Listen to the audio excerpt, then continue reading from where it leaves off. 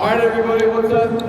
I am Dr. Weber. I have been at UCW now as a student. I started as a student in 2009. I graduated from Brockport, SUNY Brockport, New York. Originally from Buffalo, and I've been down in North Carolina since 2008. My first teaching experience in New Hampshire County was at Anderson Elementary. I've also been at Holly Shelter Middle School as an interim sub. I've worked with a lot of placements in your special education courses from Augur, Laney. We've been connected with some of the schools in our elementary methods courses as well. Originally, like I said, I'm from Buffalo, New York. I got my bachelor's degree in physical education, master's in health education, and I got my doctorate degree in educational leadership here at Watson School of Education. All right, today we're going to go over the strength and conditioning buckets. I'm going to talk about how you can introduce strength and conditioning to your students in an inclusive way. I know that many physical educators get your teacher license, and then when we get our professional development, it's typically in physical education.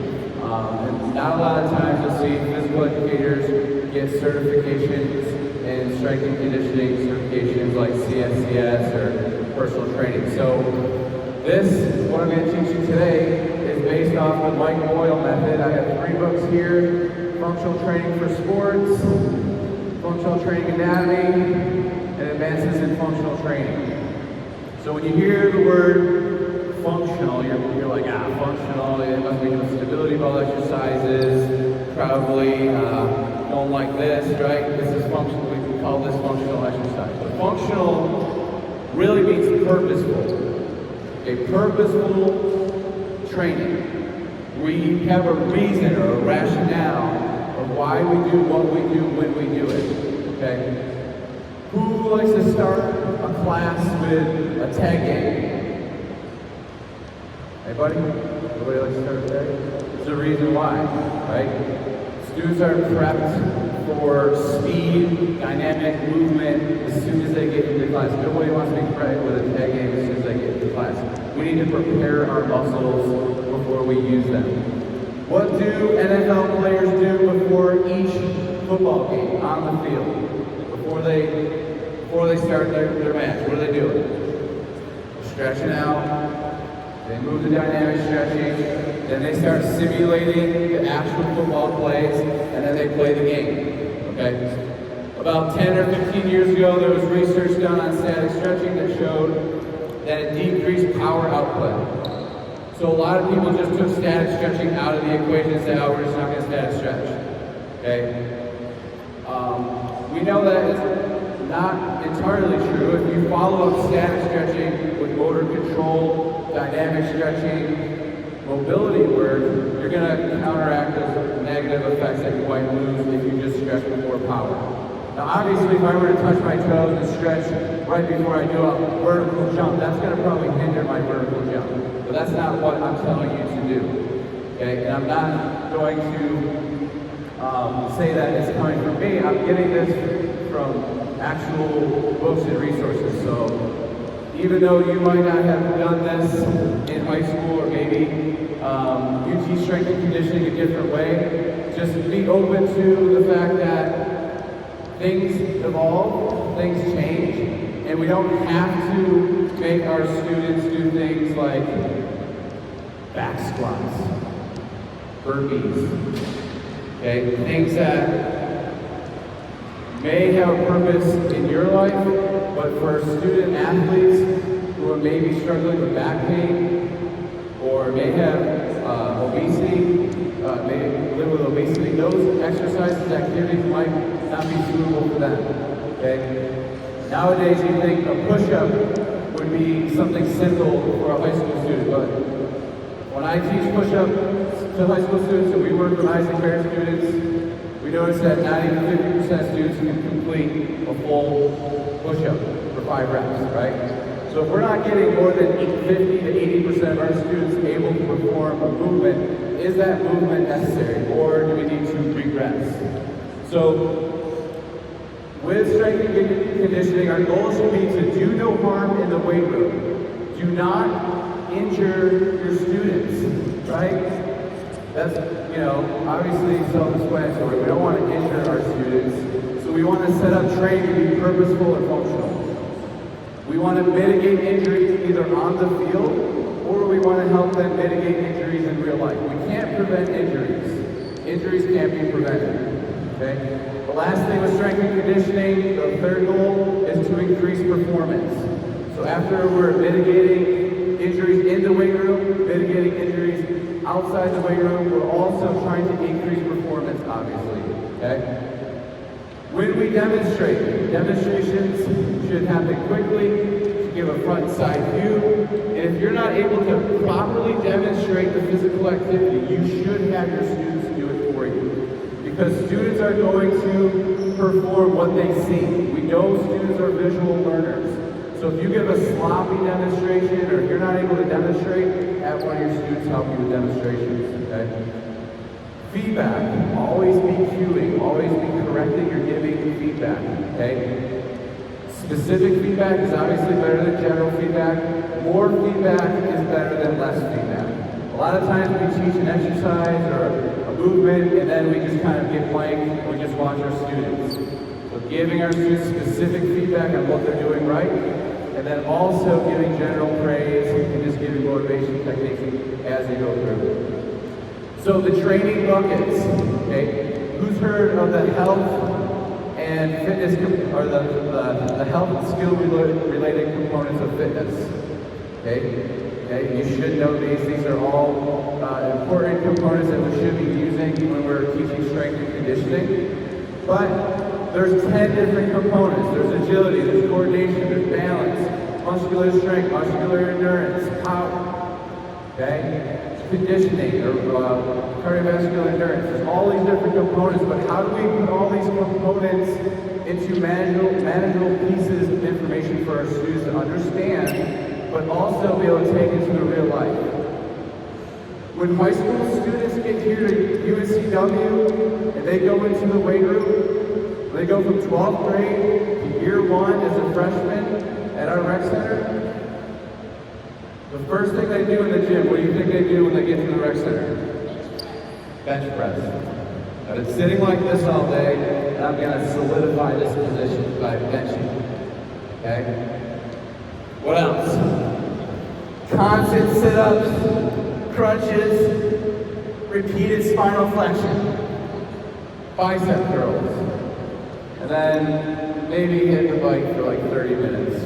But as long as I get my biceps, my chest in, I'm good, right? And then they might not come back for the rest of the week. And then they come back on Monday the next week.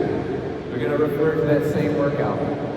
So, with functional training, we're trying to set up training in a way that you're not only pushing, but you're pulling. You're not only doing knee dominant exercises like squatting, but also hip dominant exercises like hinging, hip lifts. We're not just looking at the core as a repeated flexion moment arm, which you do. How many times a day do you do a sit-up? 1, maybe 2 times in all actuality, right? But how many times are we standing, walking on one leg? What is our core doing when we walk? It's not going like this. We're not doing these. This is another, what we say, unfunctional exercise. Okay? Russian twists, we do those. Another, what we say is purposeless exercise. A lot of people think we're moving the core so that we must be getting our external obliques. But our external obliques are stabilizer muscles, which keep us upright when we walk. So when we train it, we have to train it the way it works, which is stability. So we'll talk about anti-extension, anti-flexion, anti-lateral flexion, and diagonal core exercises like chopping and lifting today. Okay, so with programming your strength exercises and all of your exercises, we have a recipe. So if you look at the color guide, you'll see stretch in the blue box for about 4 to 5 minutes, motor control for 4 minutes, dynamic warm-up, and power. that is our preparation for strength training. Typically, if we can, we want a foam roll, but not all of our students in our classes are going to have foam rollers. But if we had foam rollers to start, that's what we would do. If we had athletes and we were a strength coach, probably warm up starting with our foam roller, getting the whole body. Then we would move to stretching. Then we go to motor control. Okay, motor control is like mobility work. Okay, it concentrates on non-compensations, and so you're trying to move the limbs without moving, say, the spine or the hips, which focus on motor control, which activates your muscles. Then you have your dynamic warm-up, which you're probably accustomed to, okay, moving across time and space, and then power. Okay, power is very specific. Okay, the anaerobic or the ATP-CP system, right? We know that power and ATP only lasts how many seconds? 1 to 3. Then you're working in CP for 10 seconds, 12 seconds, and then you move into glycolysis, aerobic metabolism, right? So if we're training for power, we want to train power after our dynamic warm-up, after our body is ready for movement. Okay, a lot of times I see people perform tag games as warm-ups. I don't think a tag game is a warm-up anymore. Why? Because you're literally sprinting and stopping, decelerating and accelerating, which are very, very advanced locomotor skills, in my opinion. Especially when you're working with kids that just get into a gym environment who, probably just want to learn how to move right, but then they're getting in a situation where they feel threatened by either having to catch somebody or flee from somebody. So power should happen after your dynamic warm-up, then you should have some strength complexes. Okay, we look with functional training for sports. What we do is we do a lower body exercise followed by an upper body exercise followed by a core exercise. Instead of just having your athletes or students perform one exercise, wait, another exercise, wait, we try to do a tricep. Okay, so you're always moving for about 45 seconds, and then you're taking a break for about 45 seconds. Okay, so if you do that 2, 4, 6 minutes, 3 sets is about 6 minutes, okay, for your strength complex. Obviously, it takes some time to teach your students the content, but once they get familiar with the strength training program and format, they'll be able to take this into the real world and have a full body functional approach, as opposed to that, what we see in the gym, which is just the kind of, I can do my bicep curls, I can do my bench press,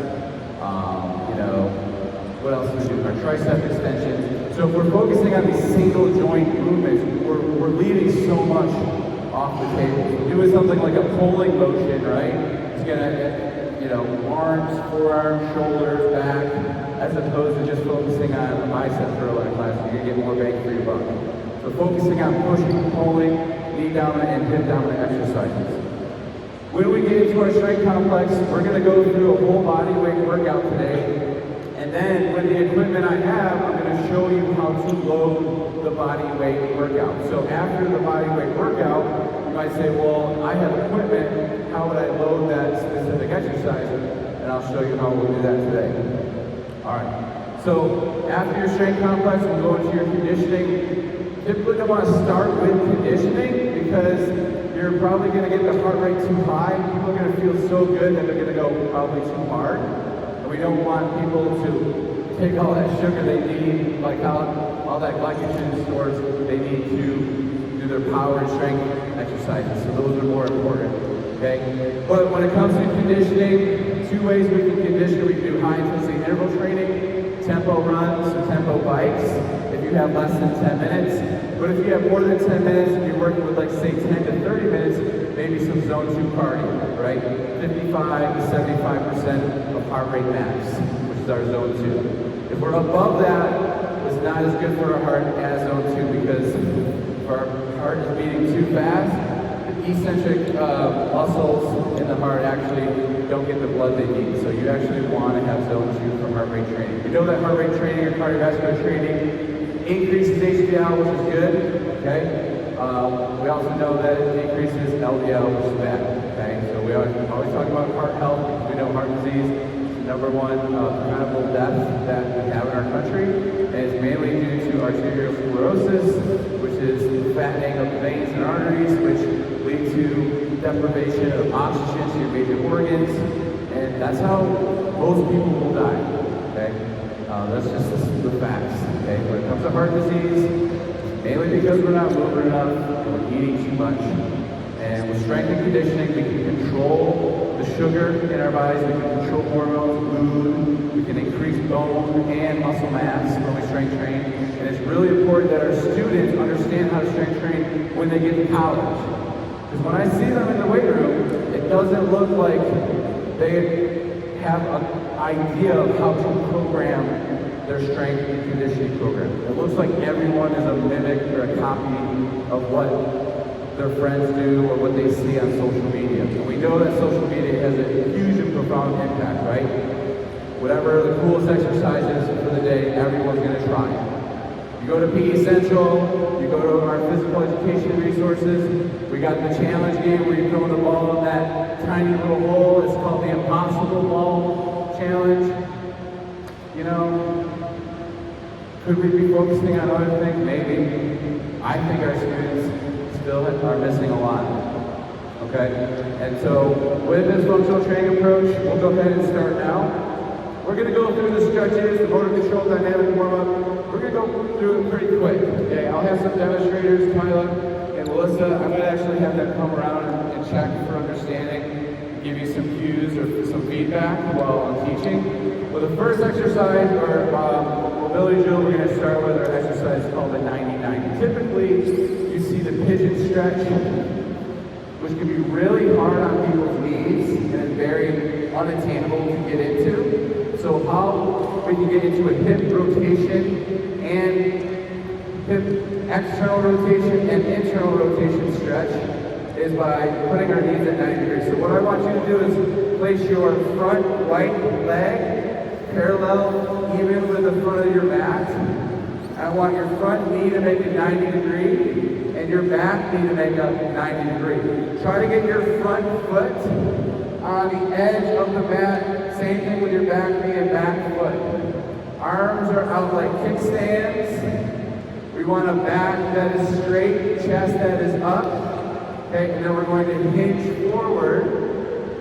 And you should feel that in that front hip. If that front knee is not on the ground, you could add a pad for your students, and it might look like this, just to give a little tactile feedback. And then from here, we're going to bring our hands behind our back. We're going to rotate toward that back hip. So this is more of a capsular stretch, an internal rotation in our back hip. Okay? If you wanted to advance this, you would reach for that back foot and leg. Now, if you feel like you can't get into that position, just bring your hands back. Okay, let's go ahead and switch legs. Opposite leg forward. Melissa, Tyler, let's go ahead and give them a little feedback. We'll stand up and give them a little bit of feedback, see if they can get into those positions. See if anyone needs a little bit of help. Now, we don't want to crouch all the way down like this. We still want to arch in our lower back. Think anterior pelvic tilt. You should know what that is, anterior pelvic tilt, as we hinge forward. Almost like you're trying to get your glutes to go back. Okay, that's going to make that hand, you're going to feel that a little bit more of that hip rotator. Okay, from here, just breathing. When we are stretching, inhaling for 4 through the nose, and then exhaling out with pierced lips through the mouth. Typically, when you hold stretches, you want to hold for 3 to 5 inhales and exhales. If you tell people to hold for 20 seconds, they'll typically hold their breath. So tell them 3 to 5 inhales and exhales. Hands behind, rotate with that back hip. Okay? Make sure there's a big square pocket right in front of you. It should look like a square right here. If not, try to open up those legs. Good job. So that's our 90-90. From here, we're going to go into a sideline quad stretch. So just sideline, just like this. And from here, I'm going to pull out of my ankle if I can, and dorsiflex my ankle. Again, inhaling through my nose, long exhale out. Okay, and then go ahead and switch. Now, if you're not able to get into that position, but you still want a knee stretch, you can just sit in the kneeling position for that. So go ahead and switch sides. Inhale through the nose. Exhale out. Now typically, you can go ahead and sit up. I would want this stretch to be more of a couch stretch, they call it, or a quad stretch. But since we all know, I can have everybody go toward the wall, but that transition time might take a little bit of time. So instead of having you do maybe this quad stretch here, I would have you do that sideline stretch. So everything I teach you is really based on what you can actually teach to your high school students in class. So I'll give you some different variations. Okay, supine hamstring, so we'll go on the back. The back of the head will be down. We want to see if we can get a 90-degree angle here. We want the opposite foot on the ground, and we don't want to turn that bottom foot out. Watch how that bottom foot goes out. I want that bottom toe up, hand behind the hamstring. Hold here. Inhale through the nose. Big, long exhale out. You want to see, can you get that bottom knee down? Almost trying to get the back of that knee to the ground, trying to keep those legs in close together like scissors. Go ahead and switch side. Relax your head and neck. Don't need to worry about bringing the head off the ground. Just breathe and hold here. You can use supported resistance band for this stretch, yoga stretch for this stretch. Good work. All right, let's go to our hands and knees, please. Make our way here. So we're going to go into a thoracic rotation stretch. Typically we see people, when we look at the spine, we do these types of stretches. We do these types of stretches. But let me tell you something. The lumbar spine doesn't need more mobility. The thoracic spine does. A lot of our stretching that I see in yoga class, and I'm a yoga instructor, so I know I used to do all this stuff, it all comes from the lower spine, right? Russian twist, lower spine, okay? When we're stretching the spine, we want to think upper spine. We want to block the lower spine out. So, for this, we're going to have our knees a little bit wider, we're going to bring our forearms down in front of our knees. Point our back toes. I'm going to take my right hand and hold on to my left rib cage or chest wall. I'm going to open up toward the sky. Okay? If this is too hard on your knees, you can go to the hands and knees position like this. Okay? If you can, crouch and hold. 3 inhales, 3 exhales, and then bring your hand behind your head and really try to open up. Look at the ceiling. You're going to feel that in your spine here. If you can get those hips down, that's great. If not, that's fine. And then go ahead and switch side. Okay? Elbows in front. Now remember, if we can't get into these positions, just know that most of our students probably will be. They're high school age students, so that we should be able to get into these students. If not, we might have to have a student example. And then hand behind the head. Big exhales, and come back down. Good job. All right, hands and knees. We're going to step your left foot forward, outside of that left hand. Okay?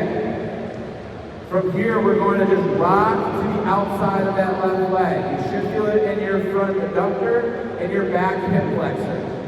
So this, I really like this stretch because you get your front adductor, back hip flexor, and then we can make this about our T-spine by reaching up with our left hand.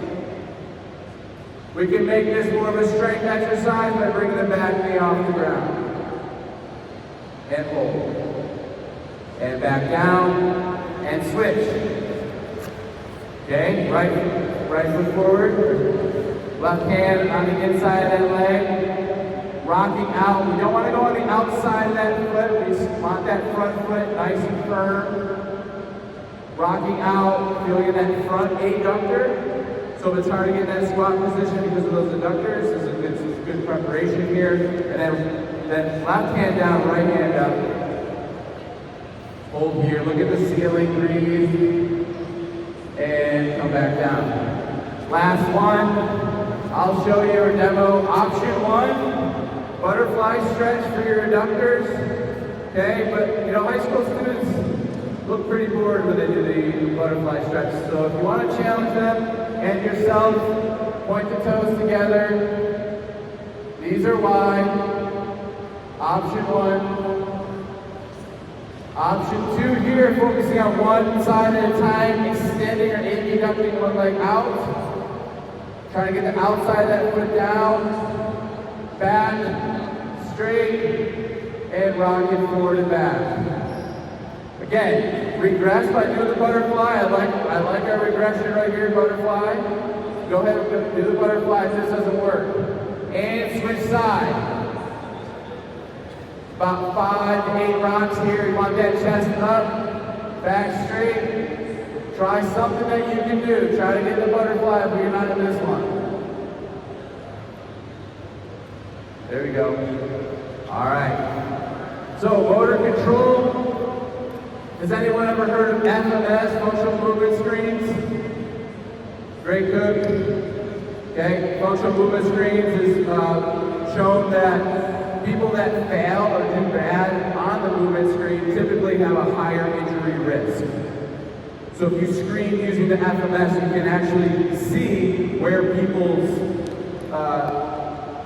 preventable injuries may exist, okay? What do you lack control of? So activation motor control is all about how to create body awareness, okay? So we're gonna start on our back. This is supine breathing. We want our knees at 90 degrees. We want our back flat.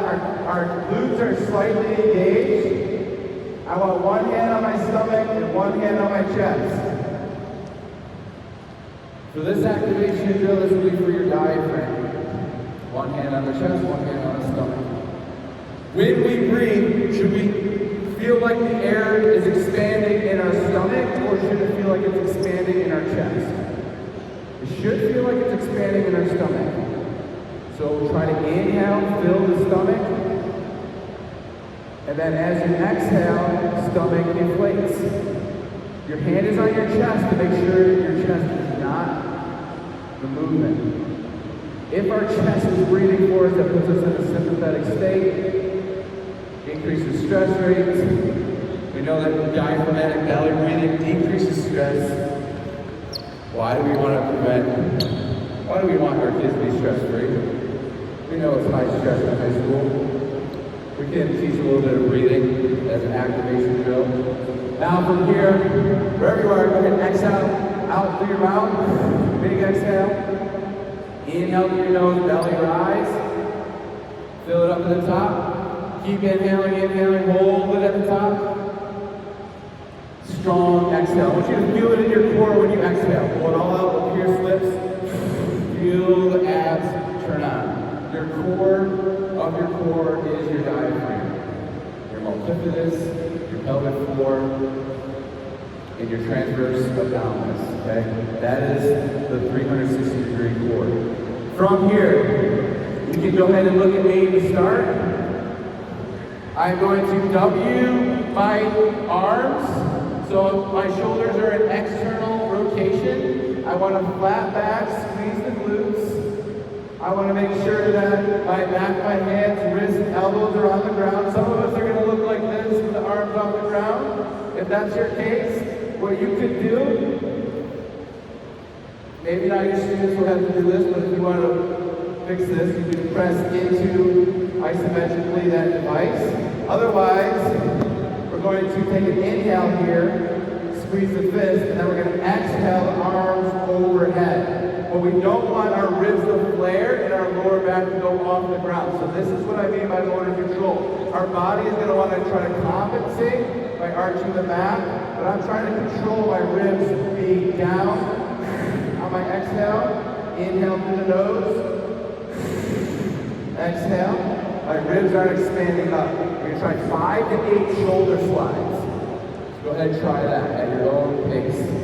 If your wrists and hands are not touching the ground, maybe squeeze those fists and just isometrically press the arms into the ground. Otherwise, I want you to slide down and up. Inhale on the way down, and exhale on the way up. See if you can keep that back flat. A lot of you are noticing that you can't keep that arch, or maybe the hands won't stay down. So this is It's showing you that we need to work on a little bit on shoulder mobility, okay? And if we have students that have poor shoulder mobility, you can go ahead and sit up. We have a student that has poor shoulder mobility and we're having them do something like a back squat. What are they going to be trying to do in that back squat, right? If I have poor shoulder mobility, I can't go like this for a back squat.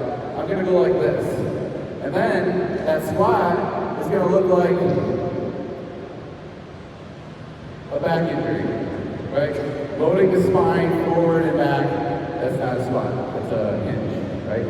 So what happens when we compensate? We typically get injured because we usually put the load and emphasis on the spine. So with these motor control exercises, we're trying to control the pelvic floor, the wall, the abs, everything so that our body's not all out of whack. Okay, that's what our core is responsible for. So that's what we're going to target one more time. So this one is going to be the leg lower. Sometimes you can have an assisted leg lower with one hand here or holding onto a band. What I'm going to do is I'll do an unassisted version. I'll have both legs up. My head will be flat. I'm going to take a big exhale as I lower. As I lower, I'm trying to keep this leg stable. The big exhale, come back up. The slower I go down and the harder I exhale, the more I'm going to feel that in my core. I don't want to tap and drop. So I try to keep that leg up and then come back up. This is a core stabilization exercise, so let's go ahead and try that. Try 5 on each side. Try to keep those legs close together, arms are out, using support. I gotta break this group up over here. Attention.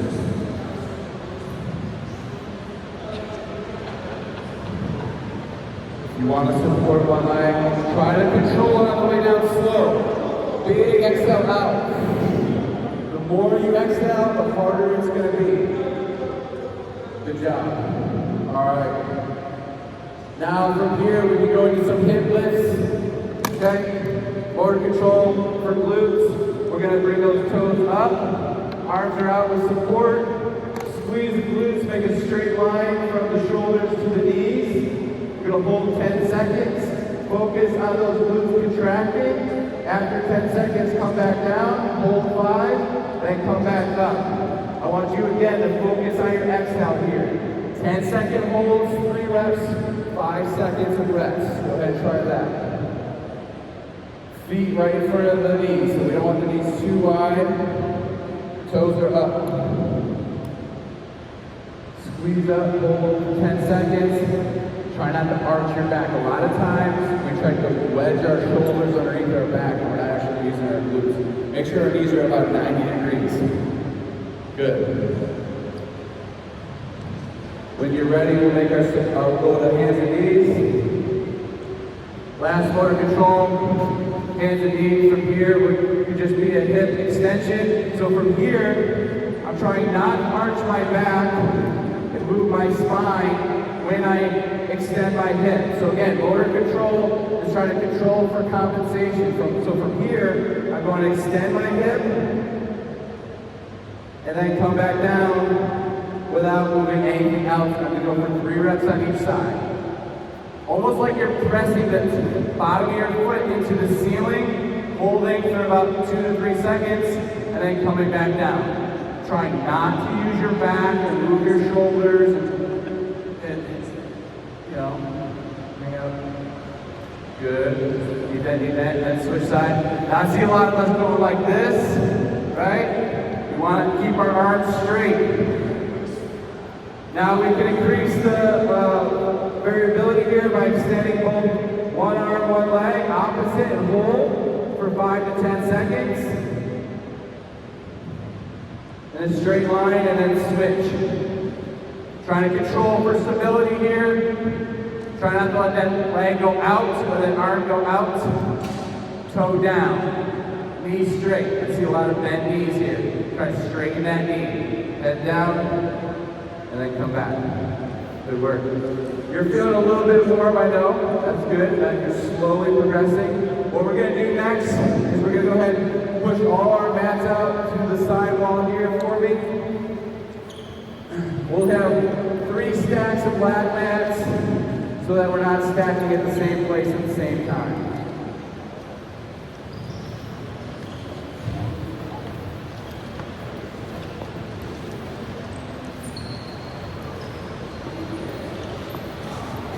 Grab some water if you need it, but make it quick, because I know what we like to do during water breaks.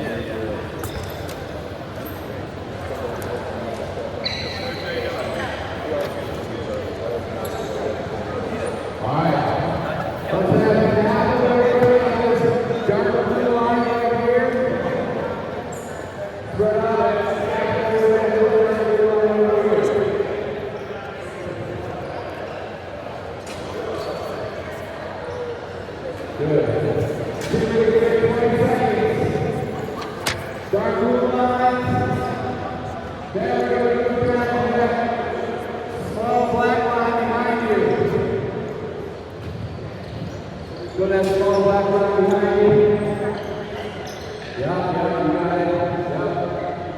Yeah. Small black line behind you. Good. All right. So we got 40 people walking at the same side of the ring and not going to make one line. So let's have about 5 or 6 working out on this side. Over here, in and out. 1, 2, 3, 4. Good. All right. So we're if we're playing 2 days a week or 3 days a week, 1 day we're going to be mainly linear movements that are going forward, and then 1 day we're going to have movements going laterally, maybe laterals and stuff like that. So we're going to perform both, okay? So we're going to provide this workout into like a day 1, day 2 format. Give you an example of how you might use linear and lateral workouts. So the first one is the knee chest, bottom foot. Toe, back straight. It's knee to chest, not chest to knee. Exhale as you pull up. We're going to go 3 on each side. After you do 3 on each side, we're going to turn back to the line and walk back. And then we'll go into a new one. So let's go ahead and start with the knee pull. Ready? Go. Exhale all the way up. Point that bottom toe. So focus on extension of the hip. After 3 on each side.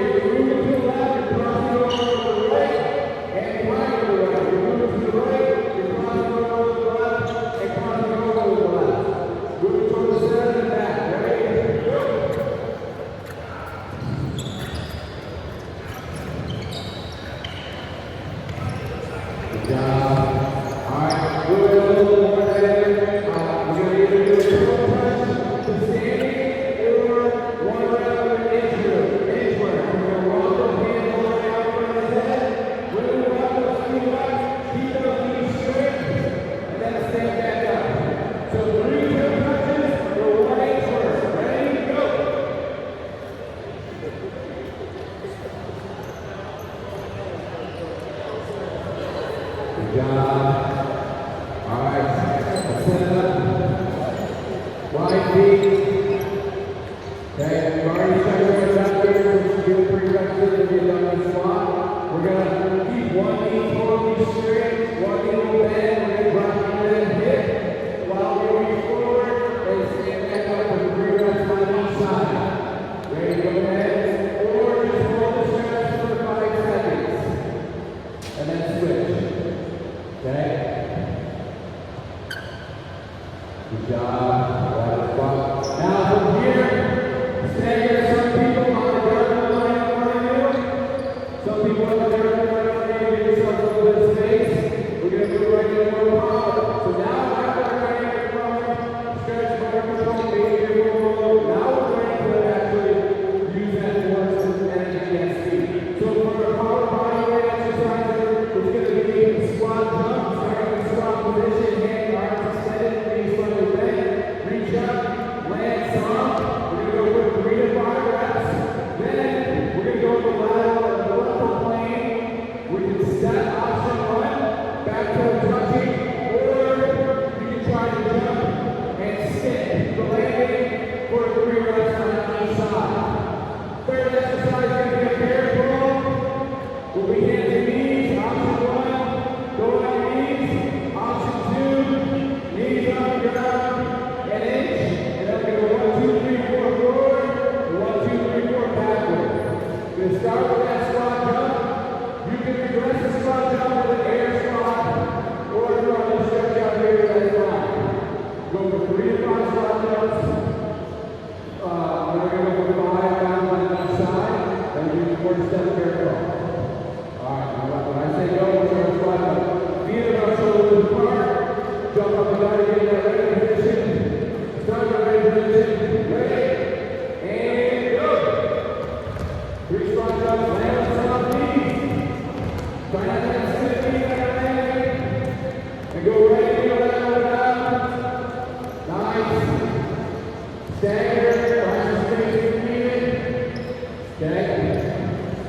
Good. Stick that landing. And that bear crawl. Forward, 2, 3, 4. Back, 2, 3, 4. Alright, that's that.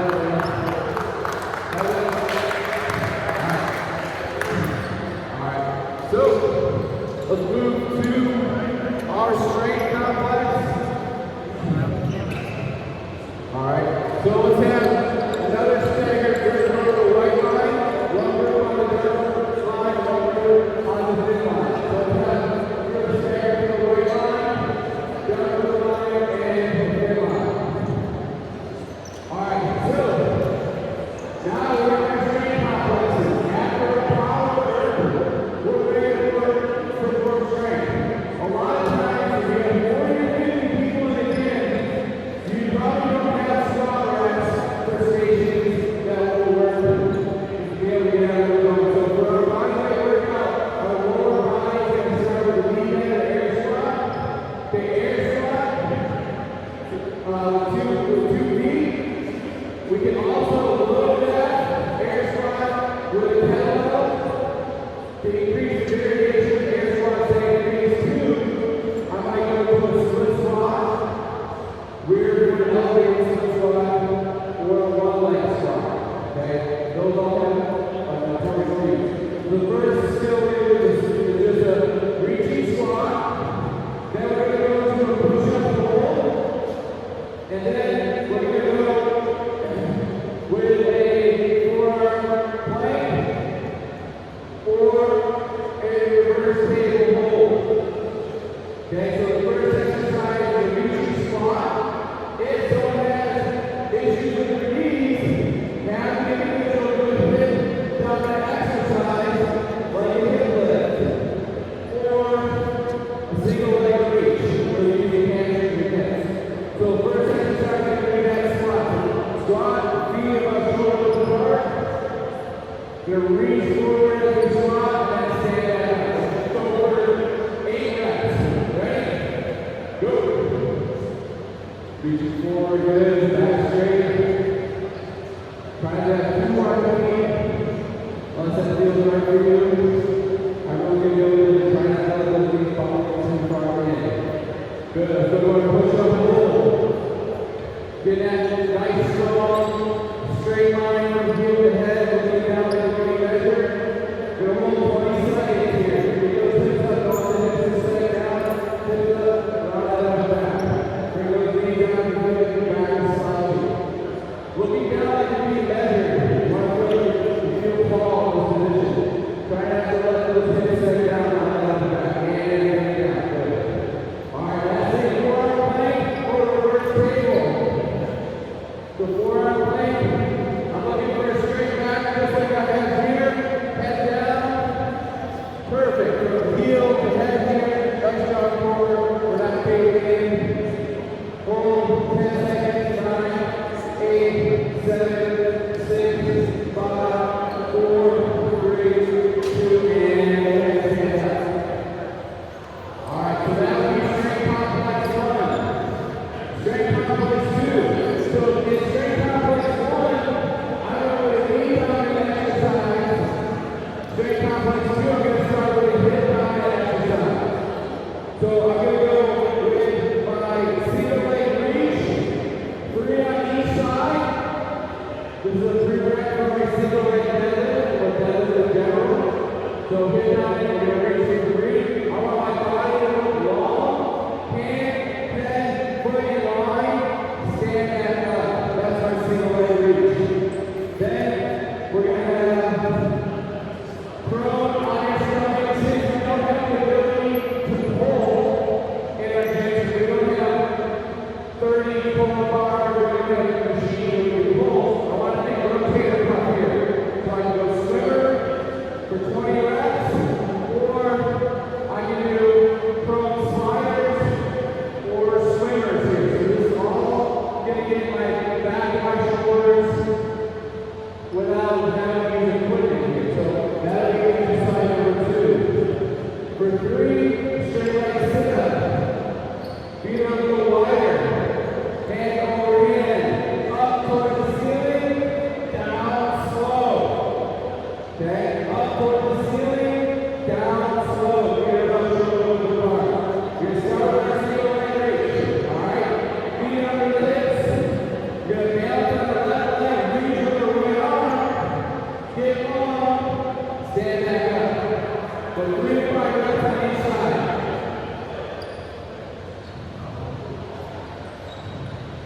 Try not to let that back hip hold it up and get put down.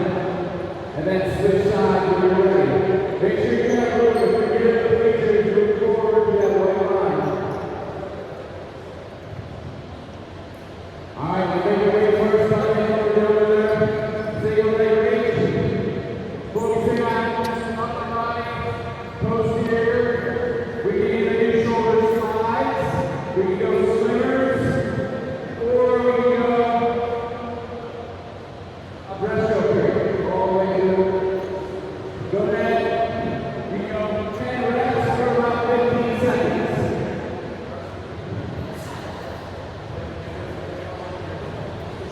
Good. Alright, take our way toward max. Feet are up shoulder width. Hand over hand. Let's go over 3 more reps. Feet are straight, legs are straight. Sit up over the ceiling. Down slow. One rep at a time. 2 more reps. Up. And down slow. That's our return. 1 more up. And down super slow. Good. Alright. Go ahead and take that for me. Last one. Last round. So we're at strength complex number 3. Okay, typically you can use strength complex for 2 or 3 sets, but we're just going through 1 set each, so you know what we're doing for the other side. So lateral squat, or lateral, or stretch hold. We'll do 3 on each side. Then we have push-up shoulder tap. Get upper body and core. Feet are wide, pull. 3 seconds, hold. A lot of times when you do shoulder taps, it looks like this. I hate to tell you, but this is not really that effective. So you keep your hips down, and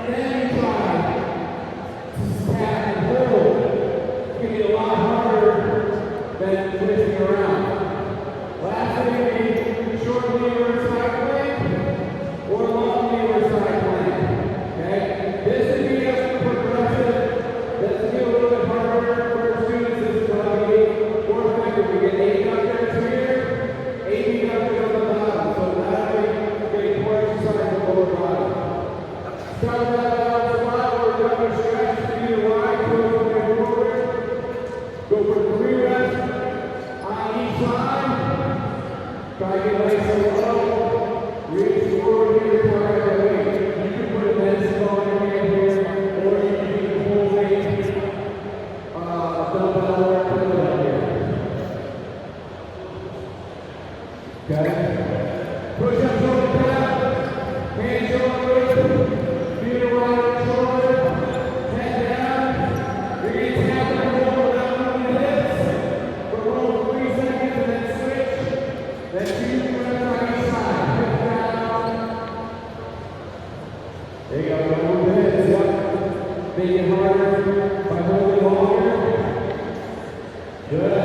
Move to our side leg. Last exercise of the day. With the release. Top foot to front, back foot behind, or double knees. Up, hold. Back down, measure. Change.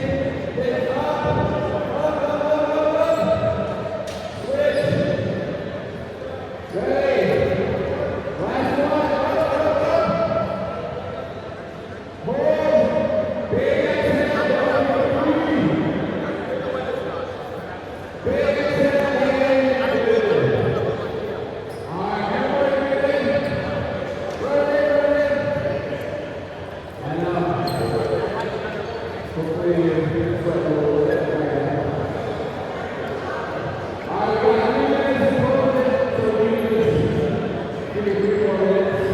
So, let's just say that was our last, and we only got 1 second to exercise. We still do what we got, what we working out, right? Okay, the last guy we're going to do is so I want to ask you to come around on one end, maybe half the class, run down, every heart rate above 65%, and then try to get under 65%. On the recovery heart rate. If you have more than 10 minutes, I might suggest that you don't do heart rate for your speed that will be an extra heart rate. Okay. So I have a whole program on the back. When you're designing your strength and conditioning, day 1, day 2, to kind of work together. You're going to get full body from every day that you train. You're going on to your goals. So you take pictures of these books. I can send you copies of these books that are kind of like the initiatives to know. So I can like give you some really good guides on how I would set this up. Okay. So making sure that you're basically getting lead on an exercise, big on an exercise, upper body push, upper body pull, plus 4 exercises for every strength workout. Okay? That gives your students a full body workout. Then they can decide what strength they want and what workout exercises, what dynamic works. If they want to have some student input on what they need to do to get ready, that's when you can have students decide, take over there. I want you to do a piece of work with the session. I want you to do dynamic work today. So you can sort it out and get them not only participating, but leading your class. Okay? And so you got day 1 and day 2. So what day 3 look like if you had a 3-day workout? It might be a combination of day 1 and day 2. Or if you go back to day 1. But as long as you're doing linear movements in, lateral movements in, unilateral is key. Okay, everything you show our athletes, bilateral lifts, bilateral back squat, bilateral deadlift.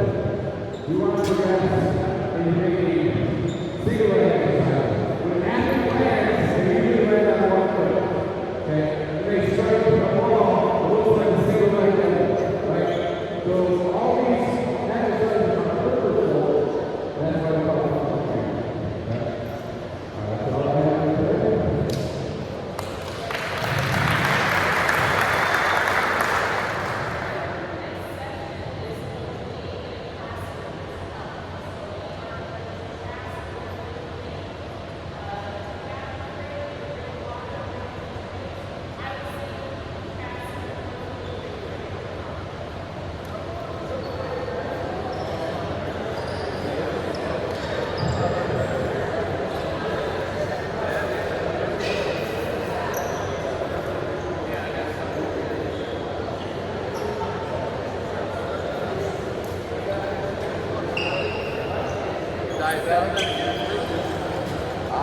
I mean, I know a lot, yeah.